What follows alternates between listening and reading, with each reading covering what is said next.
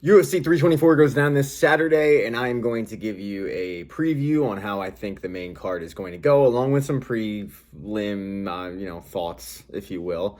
This is a beautiful thing that I get to say because normally I start out these videos and these preview shows by saying whether or not the fight card is worth $80 because that's what the price was for ESPN Plus. Started off at $60 and then they bumped it up slowly to $80. And most of the time I was telling you, no, it's not. Either illegally stream it, split it with buddies, or go to Buffalo Wild Wings. Now, because of the Paramount Plus deal, it is great for fans, and you just have to subscribe to Paramount Plus, and it's free. It's included. Thank God, by the way. But this card, I would have said, worth $80. It is. This card got a lot of heat from MMA Media, and I made a whole video about it. I'll put it up in the corner there regarding why some of these fights were matched up. I mean, the woe is me that went on for Arman Tsarukyan was you had MMA Media like crying for this guy because he didn't get a title shot, as if this isn't prize fighting, like prize meaning money, like who's bringing in the money. As you'll notice in that video, if you go back and you watch it, yeah, I made the case of like, this isn't that hard to understand. It isn't hard to understand why your main event is Paddy Pimblett versus Justin Gaethje for the light heavyweight strap. Like, it's really not. These two guys bring in viewers. And UFC wanted to put on a banger of a show for their first fight card for Paramount Plus to suck in those subscribers so that the relationship starts off on a good note and not a dud. You know, they wanted to put it together a quasi like UFC 300 card and not a UFC 301 card. Everybody remembers how bad that one was. So we end up getting a pretty good card. And to start off the main event, start off the main card, you're getting a really, really good fight in Arnold Allen versus Gene Silva. Gene Silva was on a tear, just knocking out everybody while barking like a dog.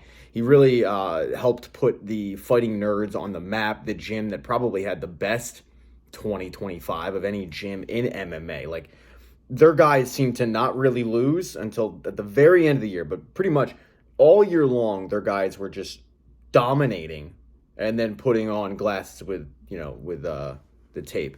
I mean, it was a really good showcase into the best up-and-coming gym probably in the sport, and Gene Silva's a big part of that.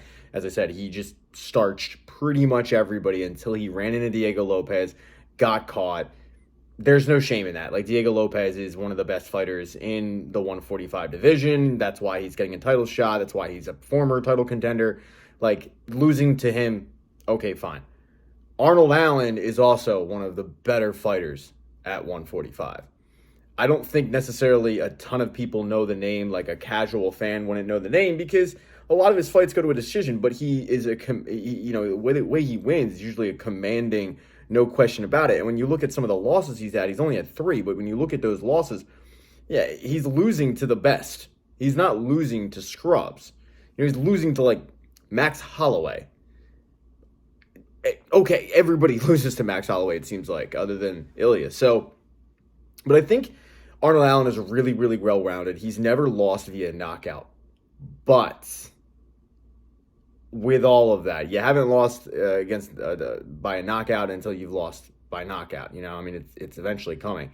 And Arnold Allen, to me, kind of screams modern-day Edson Barboza, meaning he's always going to be the guy who's probably one fight away from getting into the title shot, but somehow he never quite does it because he always falls up short.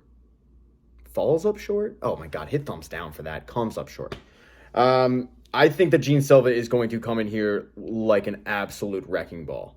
I think he wants to prove that the Diego Lopez fight was a fluke, and he is going to absolutely put it on Arnold Allen. I think we're also going to know pretty early on how this fight is going to go. If Arnold Allen is able to get Gene Silva against the cage and grapple and kind of hold him there, then it might be a frustrating night for Gene Silva, who basically at that point, second, third round, his options are, I'm going to come out, I'm going to blitz, I'm going to try to get a hold of Arnold Allen, and touch that chin and hope for the best before he can get a hold of me. But that's, I think, really what this is going to come down to. I think Arnold Allen knows that. I think he doesn't want to strike with Gene Silva. Why would you? But I think at the end of the day, Gene Silva is going to end up putting Arnold Allen to sleep and getting back into the title picture, if you will. Second fight of the card, also a really, really good one. Natalia Silva versus Rose Namajunas. Thug Rose, former champ, one of the fan favorites. Natalia Silva, 19-5 and 1, but I mean, like, she is just probably one of the biggest up-and-comers at 125 that, I mean, look, this fight is a title eliminator. Whoever wins this fight is getting Valentina.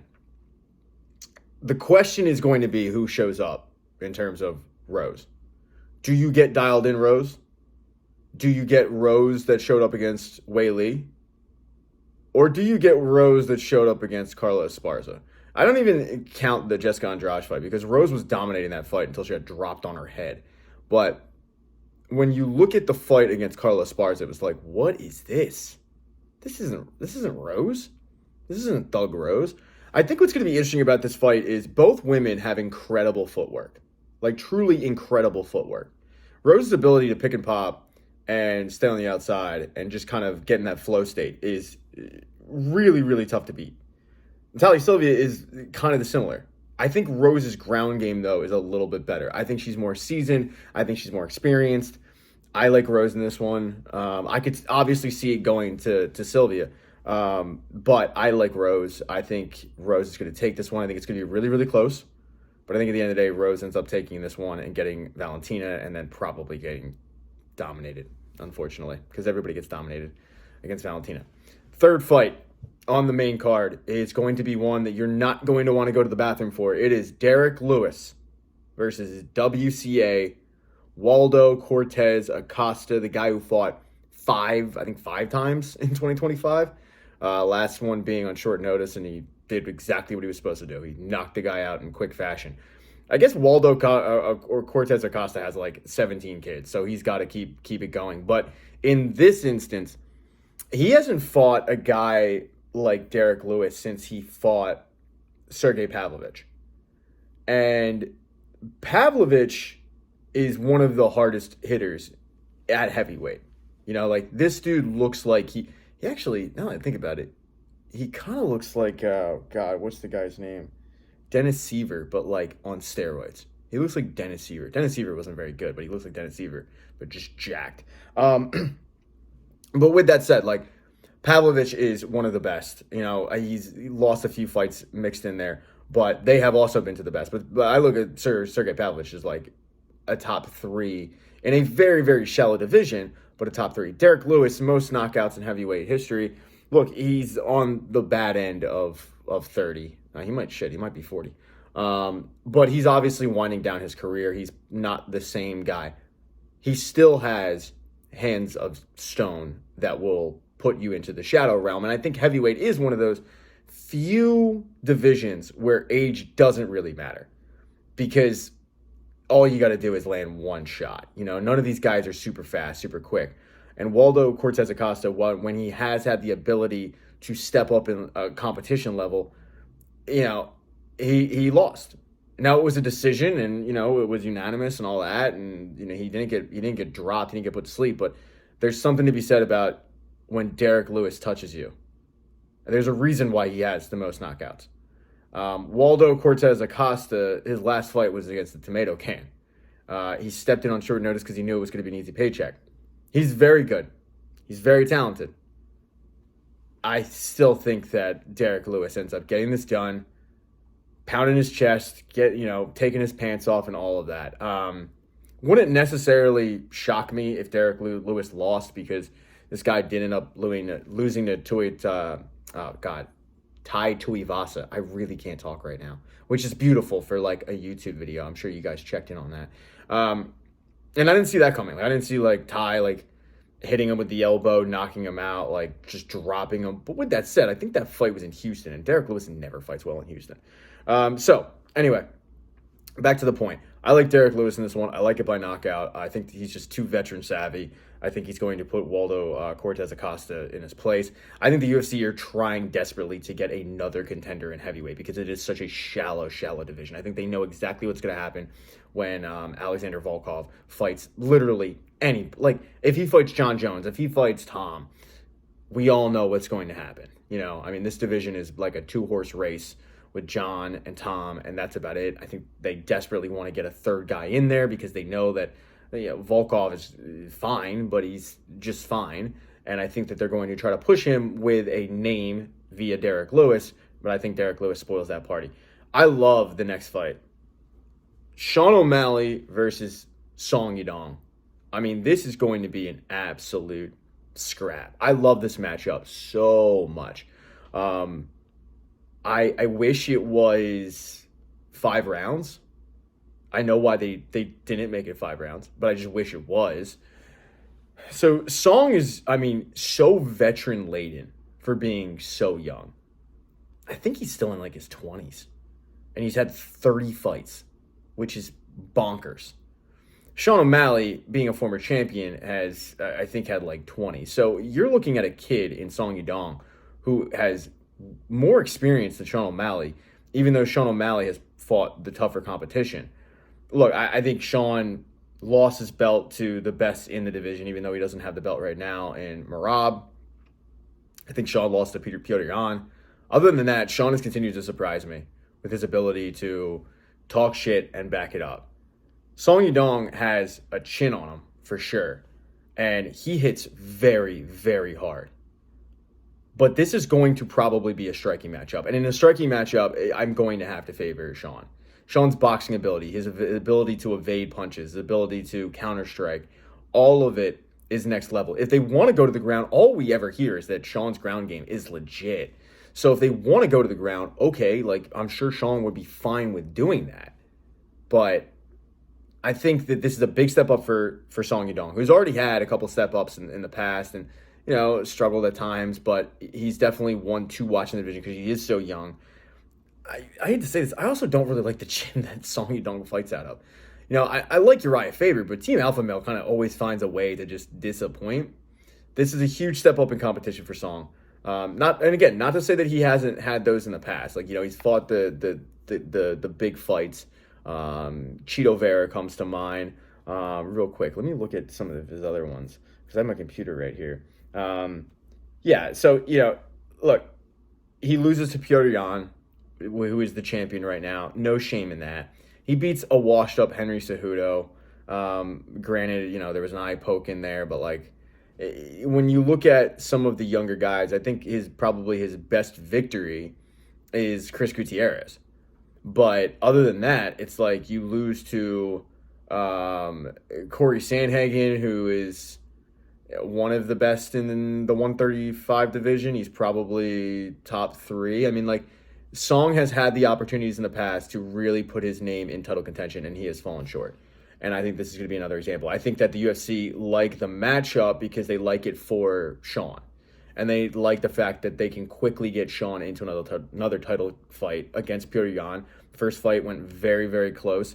As I said, I thought that Petr Yan took it, but it was a 3-round fight. I think the UFC was so happy when Merab lost because they could put Sean back in the title picture. And with this fight, they can do that. It's a really good stylistic matchup for Sean. And the UFC have already planted the seeds of not giving Merab a well-deserved title shot. And I think that this is it. I think that as soon as Sean wins, and if he does so by, epic fashion, aka like knocking out Song Yadong, I think that immediately you're going to have Dana like, all right, he's the number 1 contender because, again, he brings in the most money. I love Merab. The casual fan probably doesn't know who Merab is. And then finally, the fight of the night, the main event. I'm sorry, not the co-main, the main event for the vacant 155 belt, Paddy Pimblett versus Justin Gaethje. I'm just going to tell you now, I like Justin Gaethje in this one a lot.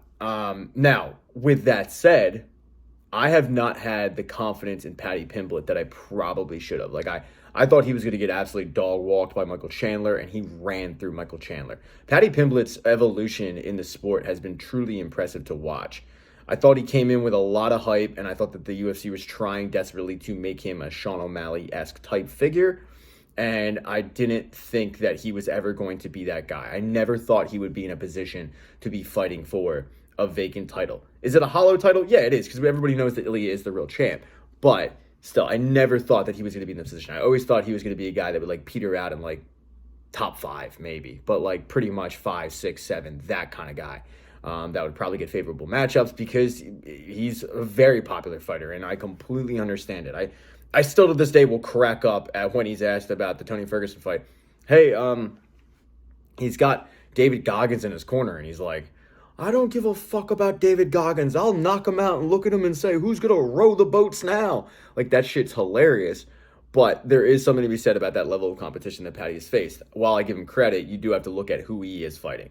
Up into the Tony Ferguson fight, like Tony Ferguson was washed, and everybody knew it except Tony and David Goggins. Michael Chandler proved that he is also very washed.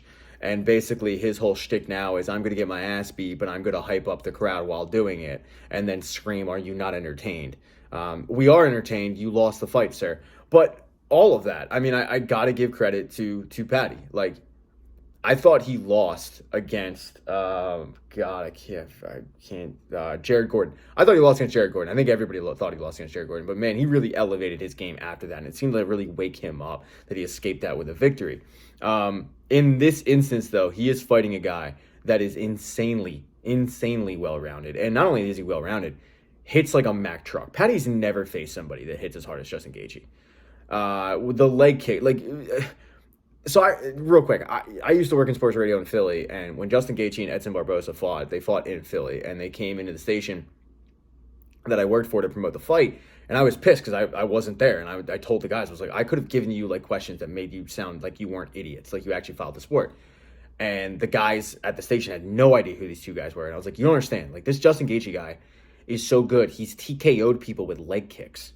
Like I watched his World Series of Fighting fights where he TKO'd people with a leg kick. And I'm not talking like he hit him in the head. I'm talking like he hit their legs and they dropped and they were not getting up. That's how hard he hits. Patty hasn't fought that. You know, Michael Chandler hits hard, all right? I mean, I'm not going to say he doesn't. He just couldn't touch Patty. The thing that Patty has over Justin Gaethje, I would say, is his grappling ability. If Patty can take the back, it will be interesting. Because Justin, while he's a wrestler by nature, we've never really seen that. And anytime he has had to wrestle, it hasn't been great for him. But primarily, Justin Gaethje's in there to knock you out and get a bonus. I think Justin Gaethje also has just the better coach. Like Trevor Whitman is elite.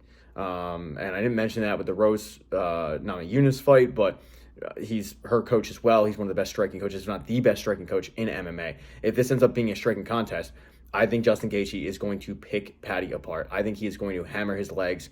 It'll open up the face. I think it's going to inhibit Patty's ability to shoot, Patty's inability to really grapple too much. Like, I think he's going to feel another level in there against Justin Gaethje. You got to remember, Justin Gaethje, the last real highlight that he had was getting knocked out by Max Holloway, and I talk to my friend about this all the time. Would love to see that rematch because people forget Justin broke his nose in round one, and it completely changed the fight. Nothing to take away against Max, but it completely changed the fight. But in this instance, Patty is truly leveling up in competition. Whereas previously he was fighting a lot of names, and he did, again, way better than I thought he would do. In this instance, he is fighting a true test. And I just don't think he's ready for it. I mean, you look at his last couple fights. I said Jared Gordon, I thought he lost, but he escaped with a victory. Tony Ferguson absolutely washed up. Everybody recognized that. King Green. That was a very impressive victory. Like, he ran through Bobby Green. But Bobby Green is a veteran top 15 guy that's never going to advance past that. And then the Michael Chandler fight was the one that you go like, holy shit. Like, he really has become something. Now the question is, has he evolved even more, or was he simply fighting not great competition? And I think it might be that. This isn't anything to take away from Paddy Pimblett. Again, I feel like the pro Paddy people are, 10 years ago, those are pro Connor people, where it's like, if you say anything negative about him, you're shitting all over him and you're a hater. I give credit to Patty. He really elevated his game. I just think that Justin Gaethje is way too much for a lot of people, and I think Patty's going to be one of them. Looking at some of the prelim fights on this one, unfortunately, Cameron Smotherman, I don't know if you saw it, but my boy just face planted after the weigh-ins. Took 3 steps and boom. Thought he had the chance to do the funniest thing in the world and come out to his fight, to Eminem's Till I Collapse. I still think he should for his next fight, but it seems to be doing fine, but the fight was called up by the commission, as you can imagine. You can't have a guy fighting that literally just collapsed on the stage, which is a shame because I was looking forward to that fight. But let's look at some of them real quick because it is a really, really strong card from top to bottom. Michael Johnson against Alexander Hernandez. I say this about every single Michael Johnson fight, but Michael Johnson's going to get in there. He is going to stand. He is going to trade. And the commenters, and mainly Joe Rogan, because he loves to do this, is going to say, oh, man, Michael Johnson looks fast tonight. Michael Johnson looks really good tonight. Oh, man, look at his hand speed. Oh, he's definitely got a speed advantage. And then he's going to get caught. And I say this because he always gets caught. Whether it be in a submission, whether it be just he gets clipped, always happens. First round, hands look great. He's just picking them apart, and then boom. And I got to give credit to Alexander Hernandez. Like, look, this guy came on the scene, knocking out Beneil Dariush, putting a name out there and really creating some buzz, and then he got humbled by Donald Cerrone and went on a terrible, terrible losing streak. But since then, I think he's fighting out of Team Elevation. He's been on a really, really strong tear, and I think that this is another way to get Alex Hernandez back to true contendership. Michael Johnson's a veteran in this game, but he is at this point, sadly, a tomato can, and he really shouldn't even be in the UFC anymore because when you look at his record, it is brutal, but he is. So that's how that fight's going to play out. First round, you're going to hear Joe Rogan mention the hand speed and how quick he looks, and then boom, we'll get dropped. After that, I like Charles Johnson versus Alex Perez a lot. I think Alex Perez, who has only lost to the best in the division, is going to remind people who the fuck he is in this fight. Nothing against Charles Johnson. And look, the flyweights, those fights always rule. Like, they're awesome. You won't find anybody saying a bad word about a flyweight fight, usually, except Dana White, weirdly. But in this instance, yeah, I love Alex Perez in this fight. Next fight, and this I think would be one of my locks. I haven't really looked at the full thing to think about who my locks would be, but Nikita Krylov versus Modestas Bukauskas. Nikita Krylov all day. Like, Bukauskas is a guy that I think this is his third stint in the UFC. He's never really been good. He goes to Cage Warriors, he wins championships, he comes to UFC, he sucks. And he's always been a disappointment. And I think, Nikita Krylov is going to run through him on that one. After that, Umar versus Davison Figueiredo. Davison Figueiredo missing weight for this fight. I don't know how he ever made 125, but he's also like 38 years old. And just like how I was talking about the situation with Sean O'Malley and how this is we're going to give you a name to hype you up a little bit. We're going to give you a test to really showcase yourself. And you're going to win in dramatic fashion, or in commanding fashion, I should say. And we are going to put you in title shot. This is carbon copy. Like, this is pretty damn similar. There's nothing Umar can do in this fight to get a number one contendership. Like, he's not going to be the number one contender. But I do think he runs through Davison Figueiredo. I think Davison Figueiredo, I think he lost something in those wars with Brandon Moreno. And those wars will always be some of the best in UFC history. But when he stepped up, he was no longer the hardest hitting guy in his division, which he was at flyweight. And at 135, he's just not. And while he's fine, like he's a top 5 guy, he's just never going to be the true contender. Whereas Umar, a lot of people thought Umar was going to run through Merab, and they got shocked because Merab in his gas tank won out. But for Umar, he probably is. I mean, if you're going to go with the rankings, obviously Petr Yan is number 1. He's got the belt. But, Merab's number 2. I would say Merab still, I think, is the best fighter in the division. I think if Merab and Petr Yan fight 10 times, Merab probably wins 8 of them. And then you've probably got Umar. And Davison Figueiredo is a little down there. But this should help Umar because Davison Figueiredo is a name. I mean, I love Figgy Smalls, but I think he ends up losing this one. And that's it. That's it for the prelims. Thank you guys so much for watching this. If you watched the whole thing, consider subscribing to the channel. I'm only going to respond to channel members. You can become a channel member if you want, but look, sports talk can be very, very toxic, and I just don't have the ban. I'm already arguing with like a 7-year-old and a 2-year-old, and now I got to argue with like Stan about my Phillies point. It's like, LOL, clown. Okay, so if you do, I will check it every day. But if you do want to comment, just become a channel member, and then I will, priority those people, and because they're supporting. So, if you're going to support, I don't care what we argue about. But yeah, hit thumbs up, hit thumbs down. Let me know what fight in the comment section I guess you guys are looking forward to most. And I'm going to go now. Usually I end with this with like a go Phillies or a go Bears. I guess go Sixers. Yeah, go Sixers.